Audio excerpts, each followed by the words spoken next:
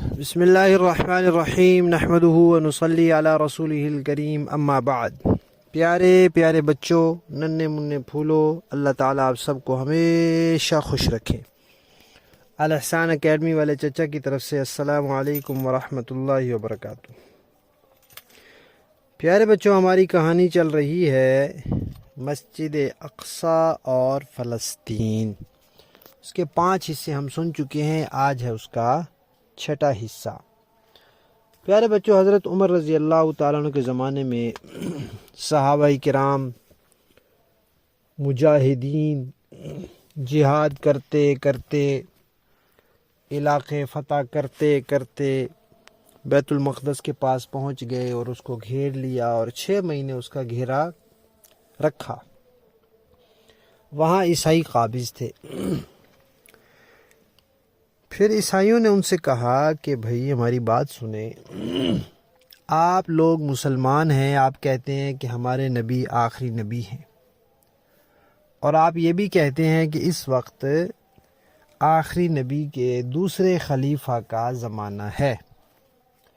تو اگر آپ لوگوں کی یہ بات سچی ہے تو پھر ہم آپ کو بتاتے ہیں کہ ہماری کتابوں میں لکھا ہوا ہے کہ جب آخری نبی آئیں گے اور ان کے دوسرے خلیفہ کا دور ہوگا تو ان کے دوسرے خلیفہ مسجد اقصی کو، بیت المقدس کو فتح کر لیں گے۔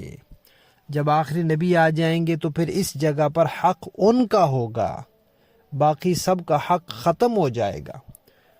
تو اگر واقعی آپ لوگوں کے نبی سچے نبی ہیں، آخری نبی ہیں، اور یہ ان کے دوسرے خلیفہ کا دور چل رہا ہے، تو پھر ہماری کتابوں کے مطابق، ہمارے نبیوں کی تعلیمات کے مطابق، اور اللہ تعالیٰ نے جو ہمارے نبیوں کو بتایا تھا اس کے مطابق اب یہ آپ لوگوں کا حق ہے اور آپ کے دوسرے خلیفہ نے اس کو فتح کر لینا ہے۔ تو جب حق ہی آپ کا ہے اور آپ نے فتح کر لینا ہے تو پھر ہمیں لڑنے کی اور مرنے کی کیا ضرورت ہے؟ آپ اپنے خلیفہ کو بلائیں، ہم دیکھیں گے ہماری کتابوں میں آپ کے دوسرے خلیفہ کی نشانیاں لکھی ہوئی ہیں، اگر وہ نشانیاں پوری ہوں گی تو ہم یہ بیت المقدس آپ کو دے دیں گے۔ تو مسلمانوں نے حضرت عمر رضی اللہ تعالیٰ عنہ کو یہ پیغام پہنچا دیا۔ حضرت عمر رضی اللہ تعالیٰ عنہ اس وقت مسلمانوں کے خلیفہ تھے، خلیفہ راشد تھے۔ تو خلیفہ راشد کسے کہتے ہیں؟ نبی پاک صلی اللہ علیہ وسلم نے فرمایا تھا کہ میرے بعد 30 سال ایسے خلفاء آئیں گے کہ ان کی بات ماننا تمہارے لیے ایسے ہی ضروری ہوگا جیسے میری بات ماننا ضروری ہے، ان کے طریقے پر چلنا ایسے ہی ضروری ہوگا جیسے میرے طریقے پر چلنا ضروری ہے۔ تو وہ نبی پاک صلی اللہ علیہ وسلم کے بعد 4 صحابہ کرام آئے جن کی 30 سال انہوں نے خلافت کی، انہیں خلفائے راشدین کہتے ہیں۔ تو انہی میں سے حضرت عمر بھی تھے۔ حضرت عمر رضی اللہ تعالیٰ عنہ اپنے ایک غلام کو ساتھ لے کر چل پڑے۔ خلیفہ تھے مسلمانوں کے، اتنی بڑی سلطنت کے بادشاہ تھے، لیکن ایک غلام کو ساتھ لیا اور سواری لی اور چل پڑے۔ اور کپڑوں کا جو جوڑا پہنا ہوا تھا وہ بھی مدینہ شریف سے بیت المقدس پہنچتے پہنچتے وہ کئی جگہ سے پھٹ گیا، پھر اس کو انہوں نے سیا، پیوند لگائے، اور سواری ایک تھی تو انہوں نے یہ طے کیا اپنے غلام کے ساتھ کہ کچھ راستہ میں بیٹھا کروں گا سواری پر، آپ پیدل چلیں گے، پھر آپ بیٹھا کریں گے، میں پیدل چلا کروں گا۔ تو اس طرح کر کے وہ وہاں پہنچے۔ جب وہاں پہنچے، قریب پہنچے، تو حضرت عمر رضی اللہ تعالیٰ کے پیدل چلنے کی باری آ گئی اور غلام کے سواری پر بیٹھنے کی باری آ گئی۔ تو غلام نے کہا کہ جی باری تو میری ہے، لیکن میں اپنی باری آپ کو دیتا ہوں، آپ سوار ہو جائیں، لوگ کیا کہیں گے کہ خلیفہ پیدل چل رہا ہے اور غلام اوپر بیٹھا ہے۔ تو حضرت عمر نے فرمایا نہیں، آپ کی باری ہے، لہذا آپ نے ہی اوپر بیٹھنا ہے۔ تو وہ اوپر بیٹھ گیا۔ حضرت عمر رضی اللہ تعالیٰ عنہ آگے رسی پکڑ کے چلتے رہے۔ اب وہاں پہنچ گئے تو وہاں اس وقت عیسائی تھے، انہوں نے دیکھا، حضرت عمر کو دیکھا، یہ بھی دیکھا کہ سواری کے اوپر بیٹھے ہوئے ہیں یا چل کر آ رہے ہیں، یہ بھی دیکھا کہ کپڑوں کو کتنے پیبند لگے ہوئے ہیں، ساری نشانیاں انہوں نے دیکھی۔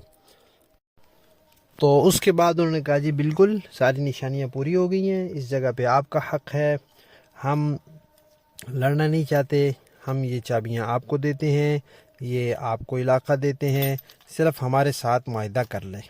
تو پھر انہوں نے معاہدہ کیا، انہوں نے کہا جی ہم یہاں رہیں گے، ہمارا جو عبادت خانہ ہوگا ہم اس کے اندر اپنی عبادت کریں گے، اس سے ہمیں کوئی منع نہیں کرے گا، لیکن یہودیوں کو آپ نے یہاں نہیں رہنے دینا، وہ شرارتی لوگ ہیں، وہ سازشی لوگ ہیں، وہ ہمارے نبی کے قاتل ہیں، اور وہ ہر جگہ شرارت کرتے ہیں، شرارت سے باز نہیں آتے۔ تو حضرت عمر رضی اللہ عنہ نے فرمایا ٹھیک ہے، ان کو ہم بھی یہاں نہیں رہنے دینا چاہتے، لہذا آپ لوگوں کو یہاں رہنے کی اجازت ہوگی اور یہودیوں کو یہاں نہیں رہنے دیا جائے گا۔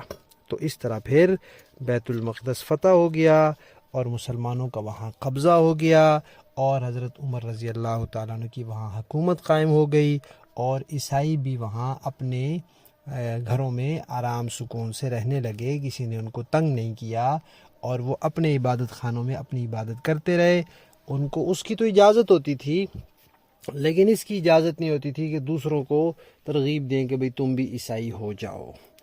یہودیوں کو وہاں رہنے کی اجازت نہیں ہوتی تھی، البتہ یہ ہوتا تھا کہ وہاں جانا چاہیں تو جائیں، اور پھر وہاں سے واپس چلے جائیں، وہاں مستقل یہودیوں کو رہنے کی اجازت نہیں تھی۔ پھر کیا ہوا؟ پھر انشاءاللہ ہم کہانی کے اگلے حصے میں سنیں گے۔ ہماری کہانی مسجد اقصی اور فلسطین کا چھٹا حصہ ختم۔